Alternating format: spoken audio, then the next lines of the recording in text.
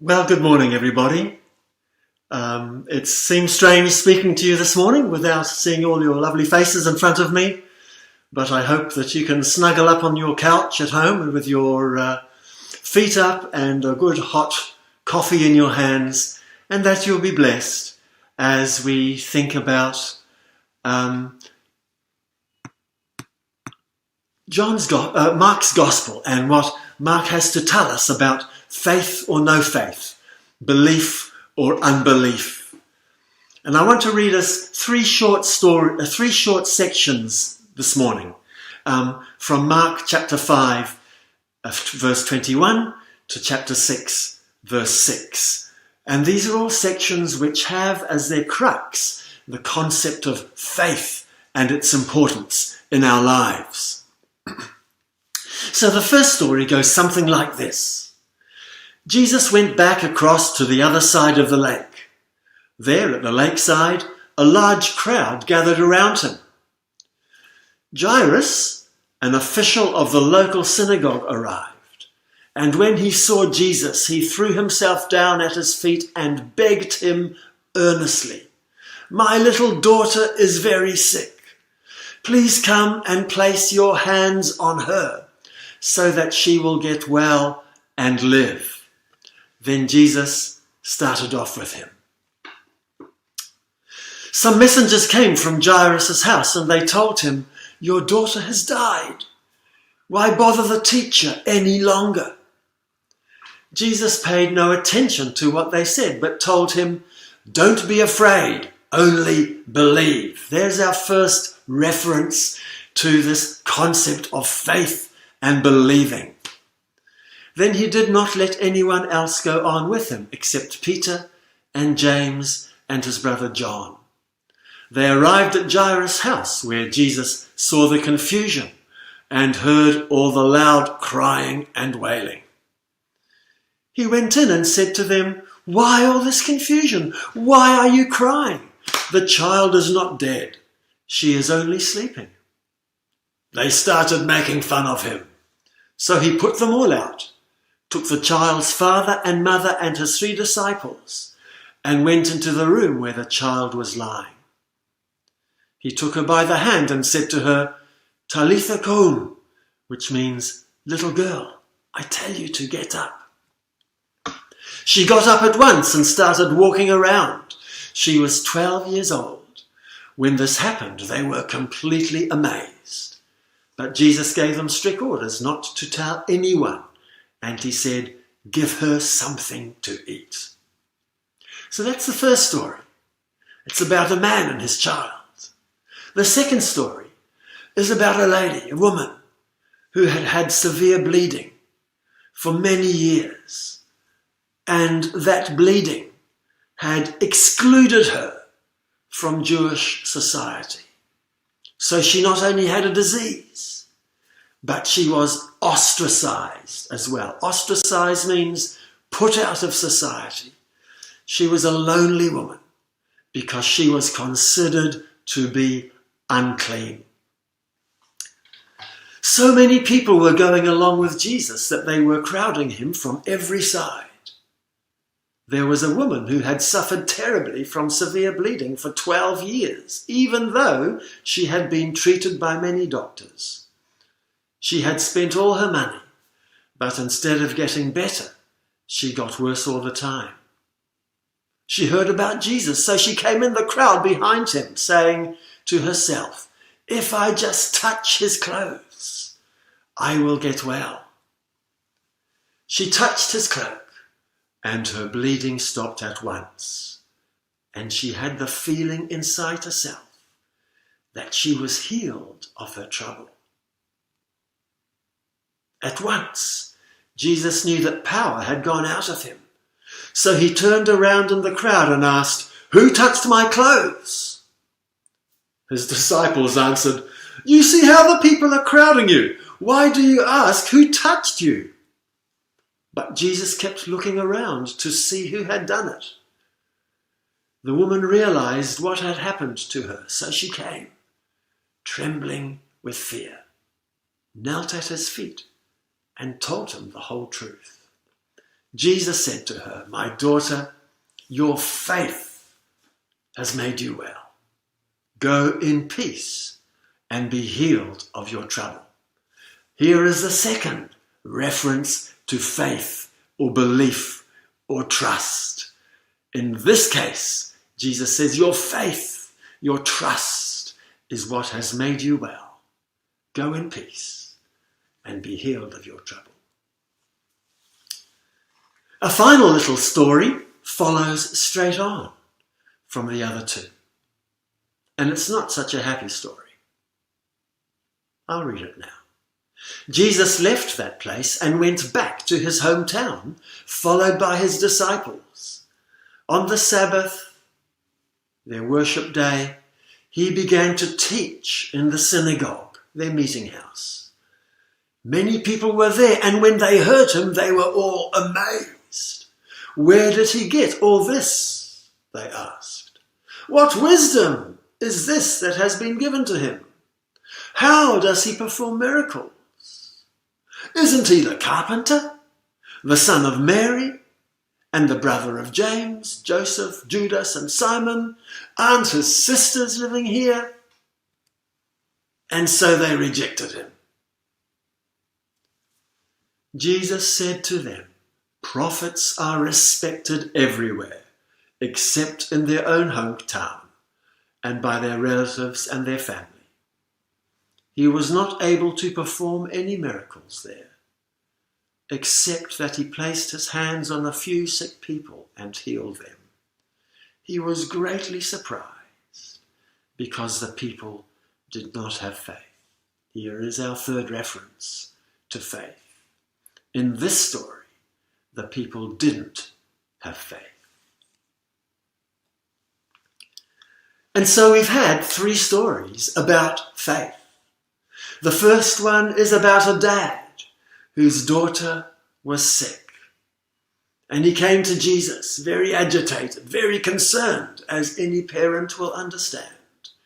And Jesus said, "Don't be afraid, only believe." Belief, trust, is the opposite of faith.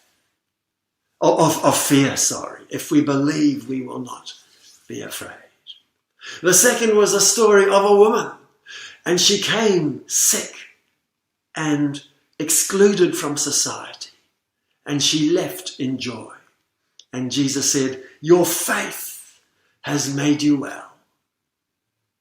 And the same story, the third story, Jesus goes back to his own hometown. And the people knew him well there. They thought they knew all about him. He was the carpenter. He was the man with gnarled hands and strong muscles who did their woodwork. Where did he get this wisdom from? He's just one of us. We know his family. And they had no faith. And Jesus said, and Mark tells us that Jesus was not able to do any mighty works there. Mark's word for mighty works is powerful works. There was no power because the people had no faith. So I want us to think about 3 things. First of all, what is this faith that Jesus talks about? Secondly, I want us to think, what did the faith mean to the people who came to Jesus? And I want to concentrate on the lady with the bleeding who came to see Jesus. What did faith mean to her? And then thirdly, I want to give an example from our own age, from our times, about people who had faith in Jesus and how this changed their lives. So first question, what is faith? And as I've already indicated, faith, belief, and trust are all basically the same thing. In fact, faith comes from the Greek word pistis. But it's also translated, pistis is also translated in belief or trust. So one of those words, related words in the story of the woman with hemorrhage, Jesus said, only believe. That's the same word or a similar word. Your faith has made you well. And apistian, the lack of faith, were the people who did not have faith. So these three stories were stories about faith, belief, and trust. So what is faith or trust? Sometimes people seem to think that faith is accepting something without evidence. And there I've got a little cartoon from Peanuts. And there's Lucy, and she often holds the ball on the ground. And Charlie Brown comes along and kicks it. And what Lucy does is snatch the ball away as Charlie Brown comes. And there's no resistance, so he spins through the air. Lucy always does that. Charlie Brown should know not to have faith in Lucy. She always plays tricks. So Charlie Brown was not showing faith when he came running in to kick that ball. He should have known that Lucy was going to trick him. So accepting something without evidence is credulity. Now that might be a long word, but it simply means believing anything. Believing anything. Just somebody who's simple-minded and believes whatever they are told. That is not what faith is about. Faith is not believing anything. Well, how about the other extreme? Some people might say faith requires proof. And I used to have a dear friend in my work who used to come and say, prove that God exists. Folks, there is no such thing as proof that God exists. There is no such thing as proof that God does not exist. To ask for certainty or proof and to ask for faith, that's a contradiction. The words mean the opposite thing. God is not a mathematical theorem. We cannot prove God. The third thing then, which I would argue is what faith is, it is acting on evidence. Like a child who knows the care, the consistency, the faithfulness of its parents. So that evidence is persuasive. We have learnt to trust it. It persuades us that it is worth trusting. That object of our faith, our parents or whoever, we can trust them. Our knowledge is partial, of course. We don't know everything. But when we show faith, we are acting on evidence which we find to be convincing, even though it's not 100% certain. I've got a lovely little book about the evolution of the West, development of thought in the West, and how that depends on biblical thought. And here Nick Spencer defines belief or faith, and he gives us some negative definitions first, or exclusions. That guy on the top of the picture there, he's a Greek philosopher.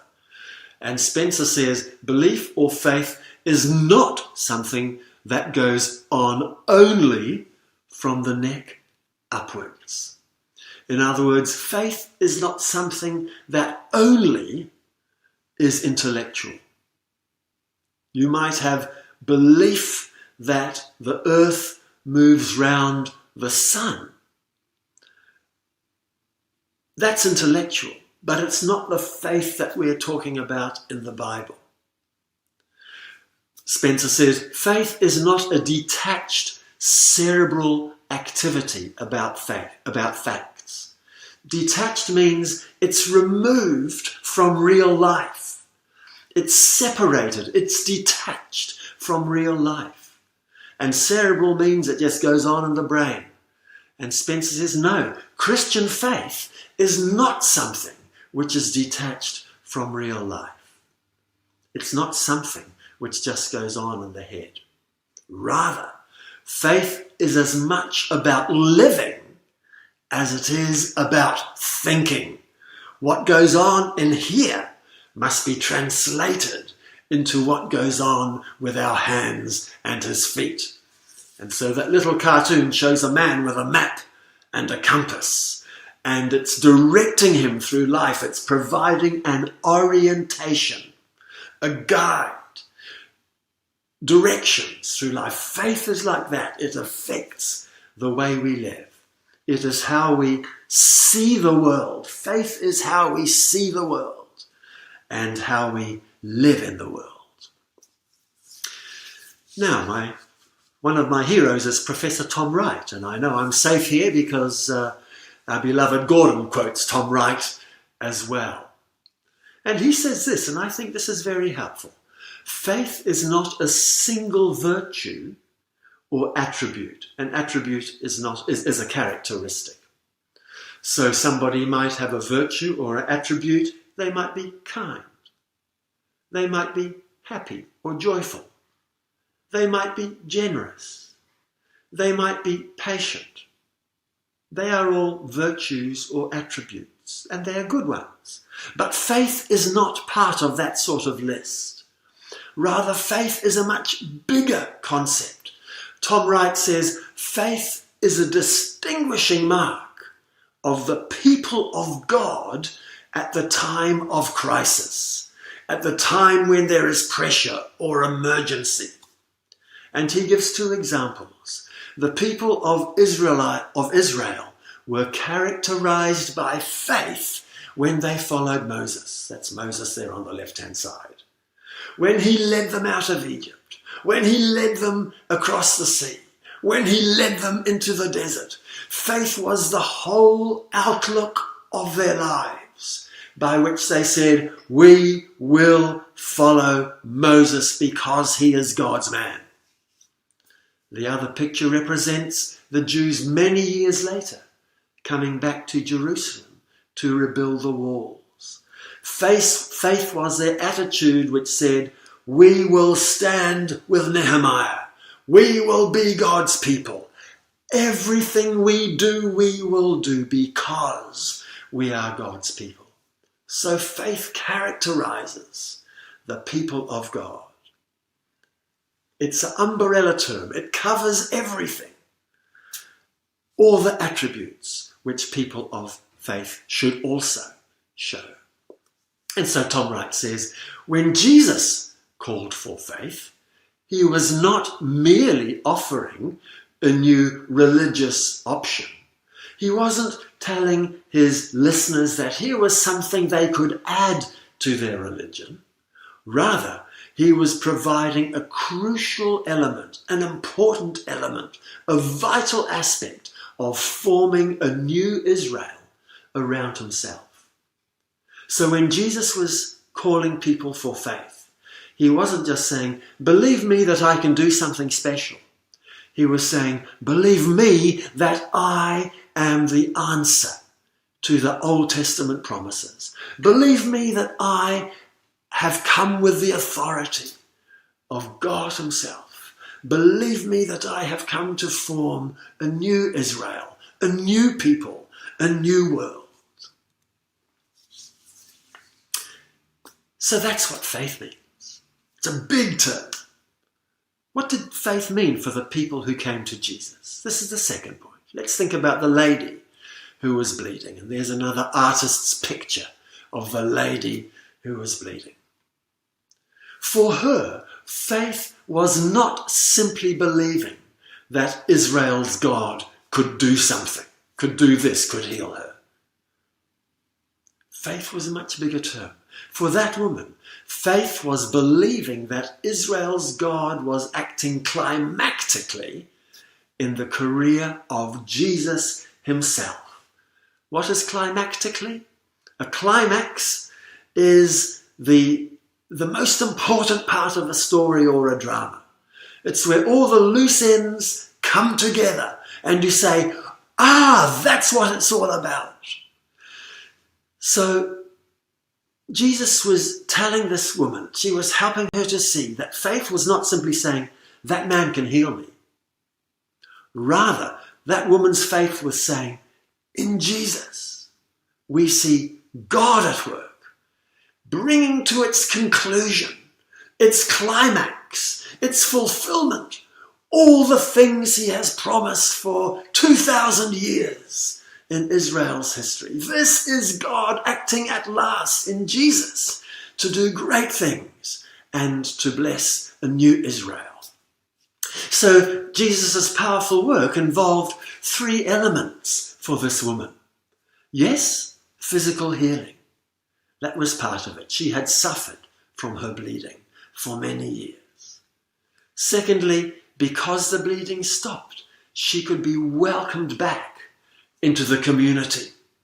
She now had community membership again.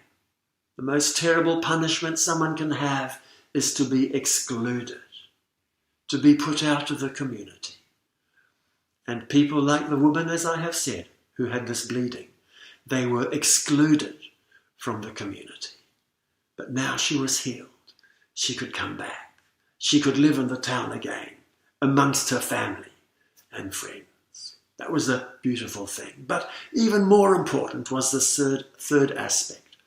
Jesus' powerful work reconstitutes those healed as part of the people of God. Reconstitutes means makes new, recreates, repairs and transforms something that has been broken. He forms again the healed people as part of the people of God. People become not only members of the human community, but now they become members of the community of God himself. God's promised people, God's new people. And you see those words in the background. These aspects constitute shalom, which is the peace, the wholeness, the fullness of life that God promised he would give his people. And that shalom includes many things, more from Tom Wright. The great blessings of the new covenant. And a covenant is an agreement promised by God. That shalom includes the coming of Israel's God, which happened when Jesus came. It includes the restoration, the recreation of creation. It's the climax of Israel's history. It means the forgiveness of sins. It means that the people could at last know that they were home, that they were free from exile, free from oppression from foreign powers. All of these things are involved in that concept that Jesus had come to bring wholeness and newness and completion to those who trusted in him. So what does this mean for us? What is the lesson that we learn about faith in the year 2020? And I think this is such a relevant lesson because we look on our world and what do we see? We see COVID virus and the unhappiness and the death and the fear. We see unemployment. People talk about economic failure. We see nations at loggerheads, people talking about conflict. Belarus near Russia is now in conflict because people want to be free from a despotic government. What has faith got for us in this turbulent and scary world? Well, I would summarize it in this drawing here. Faith is the way our lives are oriented, and that faith is built upon God's faithfulness. On the left-hand side, we think of the things that challenge our faith. They make us afraid. They make us fearful and depressed. Our sin, the suffering around us, virus, despair, fear. And of course, there is a pressure of self, always selfishness in our hearts. And that challenges our faith. But when our faith is based on God's faithfulness, then the result is that God is free to do wonderful things in our lives, to give us that gift of shalom, to make us new people as part of God's family. We have forgiveness. He gives us strength. He doesn't take away the challenges. He doesn't take us out of this world, but he gives us strength to face the difficulties. He gives us comfort and hope. He helps us love. We enjoy his love. He helps us to be kind. God blesses us with all these attributes when we come to him in faith. I would just like to finish with an example of a man who grew in faith through terrible trials, through a world which was terrifying, depressing, which would have broken many people. But instead, when he came to know the God of Israel, he came to trust that God and to receive the blessedness of that loving God. So an example of faith is this man, Jürgen Moltmann. And he's an old man now. He's still alive. He's 90 years old. And he is one of the world's greatest theologians. He's a brilliant man. In fact, once I tried to read one of his books, and I found it very difficult because he writes very deeply. And I was making very slow progress. And the library recalled the book before I had got very far into it. But Moltmann was not always a follower of Jesus. In fact, as a boy, he grew up in an unbelieving family, not religious, secular, probably pretty atheistic. He loved science, he wanted to do physics, he wanted to do mathematics. And then when he was 16 years old, the Second World War was underway. And he went to school during the day.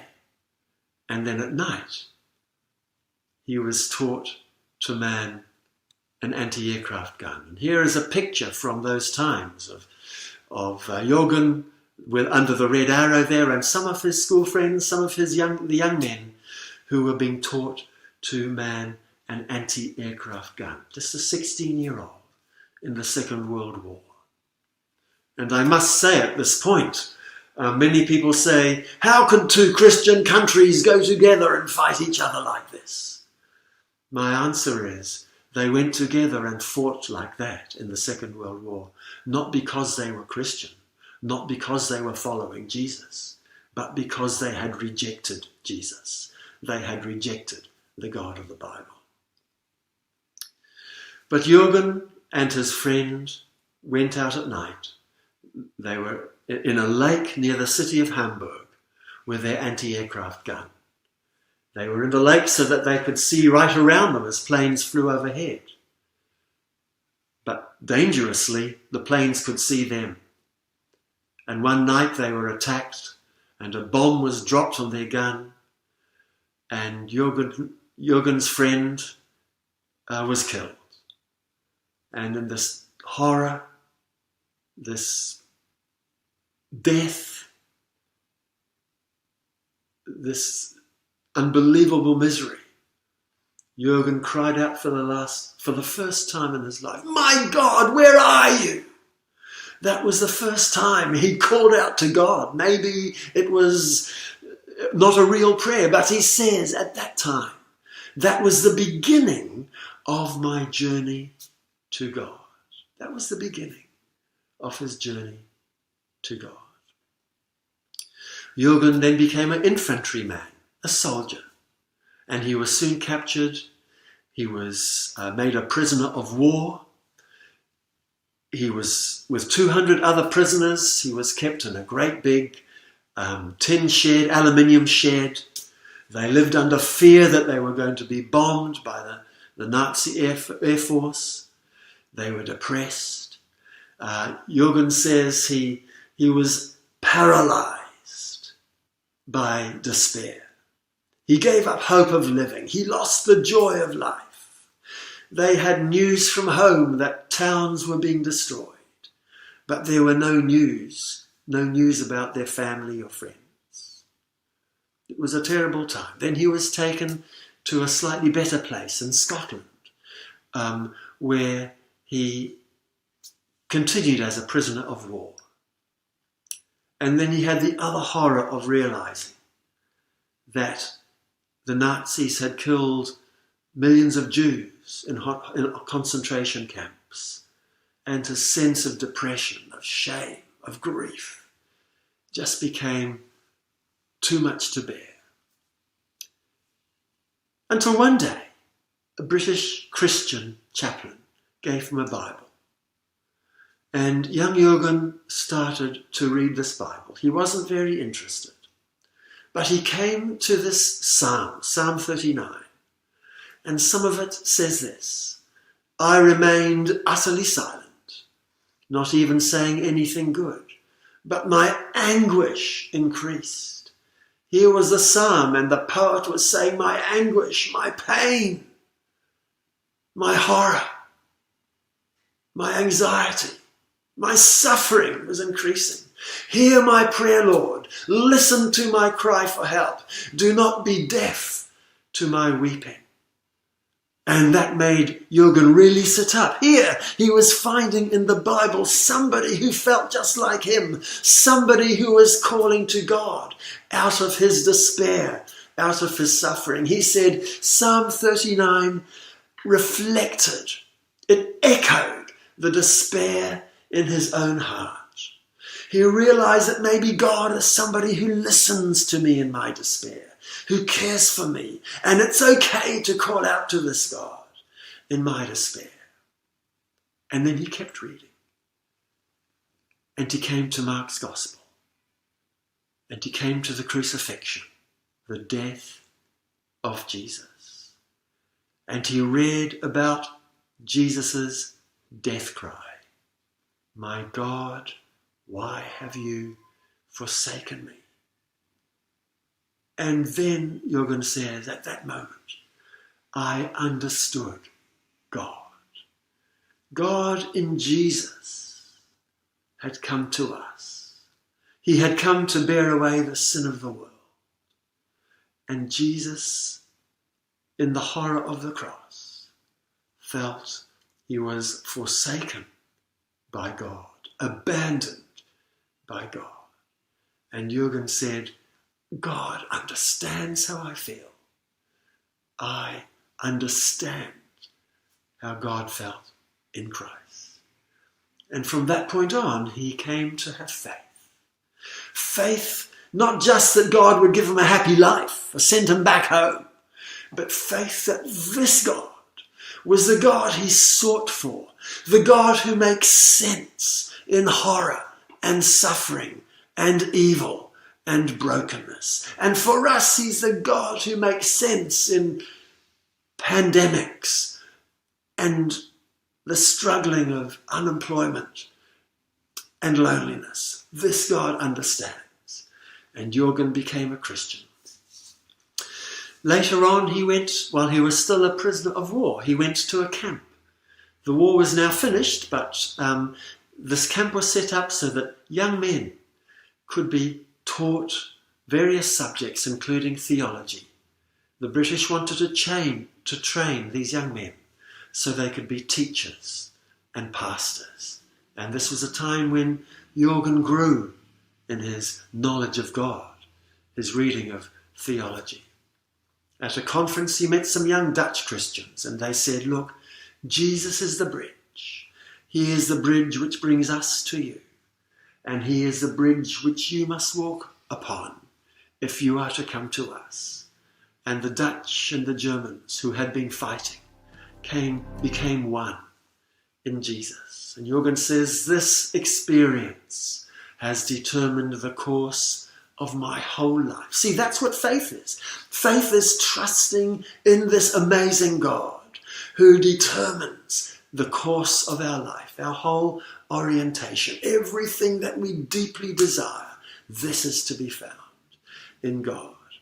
I came into this camp in darkness. When I left, the sun had risen.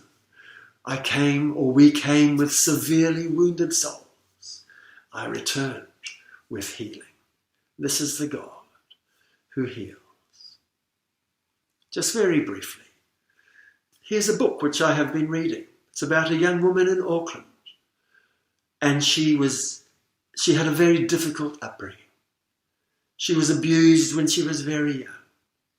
She came to destructive beliefs. Yes, our faith, our beliefs, if they are in the wrong thing, can be destructive. And she came to these beliefs that she was unlovable and she was a burden to everybody else. And many times she tried to commit suicide. But by the end of her book, she writes, faith has been a huge part of my story. This is faith in God, the faith which has liberated her from bondage to her destructive beliefs. She says, God has been walking with me every step of the way. So it is with us when we anchor our faith in Jesus. Not just that he can do this or this or this, but that he is God in human flesh, come to enrich us and bless us. Then we become part of God's family, part of his new creation, part of his army to bless the world. We finish just with some questions, and I'll leave you to read them and to discuss them. Two of them come from precious passages of Scripture. May God bless you in your journey of faith. Amen.